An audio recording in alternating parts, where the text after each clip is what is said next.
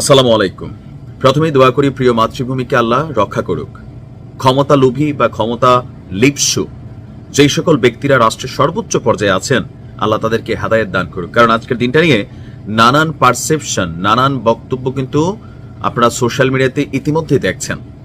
আমাদের কাছে অনেকেই নাম পরিচয় গোপন করে অনেক তথ্য দেন, তবে তথ্যগুলো ক্রস চেক না করে আসলে রাষ্ট্রীয়ত গুরুত্বপূর্ণ বিষয়ে কথা বলতে গেলে ঝামেলাই মনে হয়। তারপরেও এখন এই মুহূর্তে কথাগুলো না বললেই না।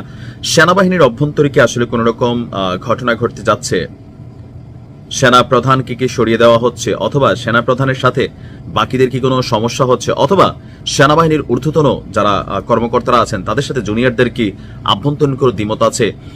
গেল কয়েক ঘন্টা যাবৎ সোশ্যাল মিডিয়াতে কিন্তু বিষয়গুলো নিয়ে নানামুখী আলোচনা। তবে আমরা মনে করি এই বিষয়গুলো আইএসপিআর থেকে একটা বক্তব্য দেওয়া জরুরি, নয়তো গুজববাজরা গুজব কিন্তু ছড়াবে।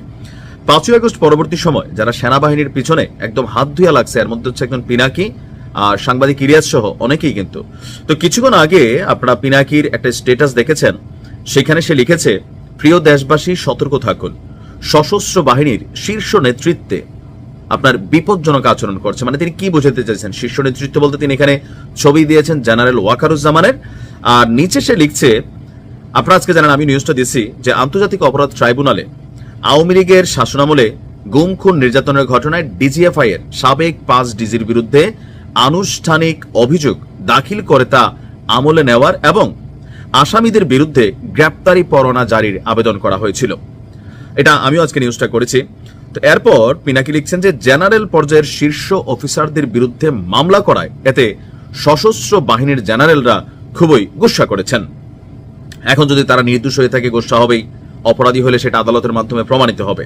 তো পিনাকির বক্তব্য হচ্ছে, আজ সেনাবাহিনীর টপ অফিসাররা জরুরি সম্মেলন করেছে, মানে অলরেডি এই মুহূর্তে সম্মেলনে তারা বসেছে।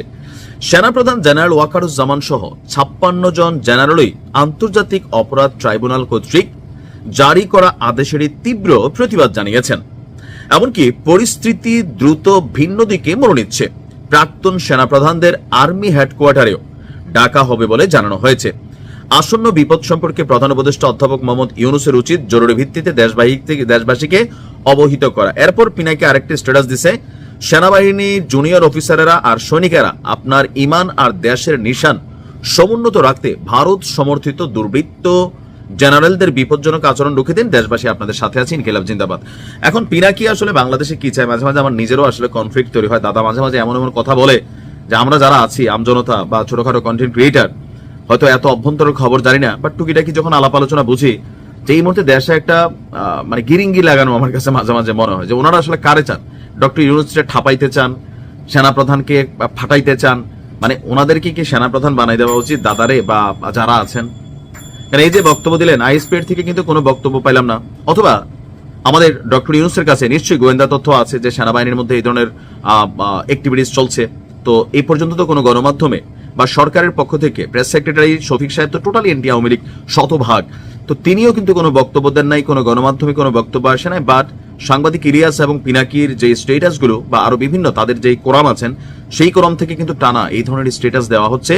মানুষের মধ্যে একটা আতঙ্ক ছড়িয়েছে যে সেনা অভ্যুত্থান কি ঘটতে যাচ্ছে, সেনা কু ঘটতে যাচ্ছে কিনা, মানে আসলে ভিতরে কি ঘটতে যাচ্ছে। তো আমার মনে হয় যে সরকারের পক্ষ থেকে অথবা আইএসপিআর এর পক্ষ থেকে এই বক্তব্যগুলো নিয়ে একটা ক্লিয়ারেন্স দরকার। আর এর মাঝখানে আরেকটা নিউজ আসছে, ওটা নিয়ে আমি বিস্তারিত আলোচনা করবো পরের ভিডিওতে, যে দেশের সকল বিমানবন্দরে হঠাৎ করে কেন বিশেষ সতর্কতা জারি করা হয়েছে, কারা পালাতে চাচ্ছে, একটু জানা দরকার। আমরা আশা করছি এটা খুব দ্রুতই একটা প্রেস বিজ্ঞপ্তি সরকার অথবা আইএসপিআর দিবে। ভালো থাকুন।